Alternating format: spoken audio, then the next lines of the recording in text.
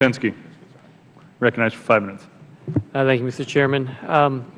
Mr. Feinberg, as you know, Metro is important in my district and Chicago region, and you had just mentioned PTC, so I just want to again bring up the fact how difficult it is for, especially commuter rail, to have the funds necessary to put PTC in. I know Metro is looking at the RIF program for that, and I think it's something that we've talked about. Like to see more of a focus on that, and it'd be great if you can come to Chicago sometime in the suburbs to get a tour and see some of the great capital needs that Metro has. So appreciate if you could do that at some time. I'd be happy to. I want to focus first on rail safety, and to Mr. Butters.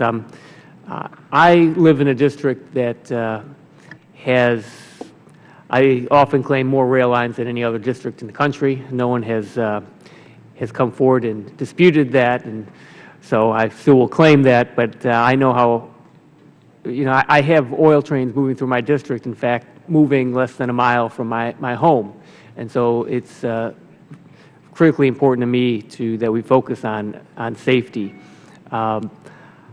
I wanted to, since we already touched on the tank cars, I want to talk about the HMS Access Program, which is moving forward, and you expect to report on the results of the pilot program by October of 2015, I understand. Is that correct?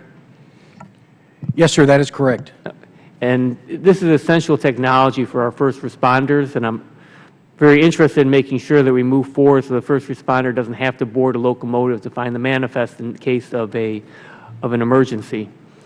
So this Congress, I introduced a bill to establish a working group that would devise a voluntary standard, and I'm looking forward to PHMSA's report in the fall. But given that the Association of American Railroads and UPS are moving forward with their own forms of electronic shipping papers, I'm wondering if you plan to incorporate their experiences in the report and any recommendations found in that report. Thank you, sir, for that question. And the answer is we'll certainly take a look at that. And as you may know, as an emergency responder myself, a former fire chief and chairman of the Hazardous Materials Committee for the International Association of Fire Chiefs, the whole notion of electronic shipping papers and electronic information to emergency responders is something that I have had a high on my priority list back in the days when I chaired that committee. So we believe that those systems are critical. There's no sense in exposing emergency responders to delay or any excess risk by having to retrieve documents out of a locomotive, out of the cab of a vehicle, or anything else, particularly now when most of these documents exist electronically at some point. We are in the midst of the HM Access program, which is pilot testing the feasibility. We also are aware that the railroads, through a number of different systems, Operation Respond through CSX and others, are also making this information available. I can tell you that as an emergency response responder, I don't want to have to try to figure out by carrier how to get to their data. Having it a consistent, seamless system is what we're going to be looking to do, and where we can marry those platforms together so that emergency responders really can have to go to either one app or one place to get this information quickly. That's our goal. Good. I want to move on in my last minute to pipeline leak detection. I also have a tremendous number of pipelines running through my district. I know in October 18, 2010, PHMSA published the advance notice proposed rulemaking on the safety of onshore hazardous liquid pipelines. I think we touched a little bit on that already. But PHMSA expressed its intent to strengthen requirements for pipeline leak detection, emergency shutoff valves, and protecting high-consequence areas. I understand that PHMSA has completed a proposed rule, but 4.5 years after the initial notice, the proposal is stuck at OMB.